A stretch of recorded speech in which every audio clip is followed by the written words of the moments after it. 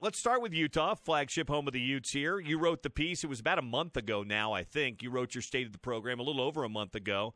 For the folks that either didn't read it or don't subscribe to The Athletic yet, what's kind of your biggest takeaway heading into 2019 about Kyle's program? I think the thing that struck me the most, and you know this, having spoken with Kyle Whittingham so many times, he's definitely not a coach who exaggerates or sort of goes for hyperbole ever. And so whenever he says something, you know, it's pretty level. It's something he's thought about. He doesn't jump to conclusions very easily. And some coaches do, and you kind of have to pump the brakes anytime they say something. Whittingham is not that kind of a guy. And so when we were chatting for the piece that I did on the Utes about a month ago, he said, you know, I think this defensive line that I have right now is maybe the deepest I've ever had at Utah.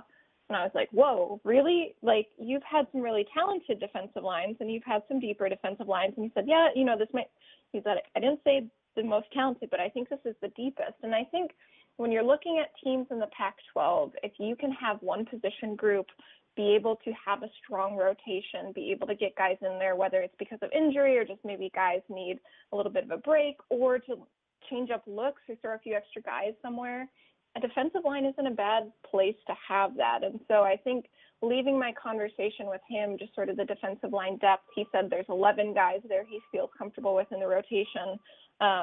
That's really what struck me. Yeah, it's funny you say that, Chantel, because people that know Kyle, and I know him well, he's not given to hype. He's not a hype guy. And I remember a few years ago, we were at first day of fall camp, and we're asking him any standouts, this, that, or the other. And he said this, that, oh, yeah, and Britton Covey stood out. And we're kind of looking at each other going, Britton Covey? Really? The little kid from down at Tenview High School, Britton Covey? Yeah, Britton Covey. And then the next day, he mentions Britton. And we're thinking maybe he's hyping him up because Britton played for Kyle's brother down there, and he's an in-state kid. And like 3 days in a row, he starts hyping. He's just talking about Britton Covey. And then the teammates start to, and then all of a sudden it's like, oh, yeah, this kid can play. And so that was kind of our first hint. Yeah, Kyle's not, he doesn't give people kudos if they don't. And I agree with you. He's mentioned that defensive line a few times. All right, walking away from Utah this spring, what's kind of the question you have about him? Oh, that's a good question. I think they won the South last year without depth. And kind of the other thing that he had told me was that, moving into this year in the program, however many years they've been in the Pac-12, 8 years now, that what he feels like they've done now is they've gotten to a point where they have depth at the positions they need. He's building the foundation. I think how they react to and how they respond to having won the Pac-12 South, they're able to defend that. They always say it's hard to get somewhere, harder to stay there.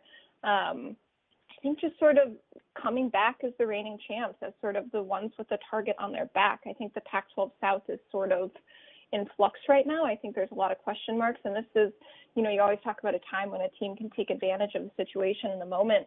This is kind of a time with USC and question marks. UCLA seems to be building towards something.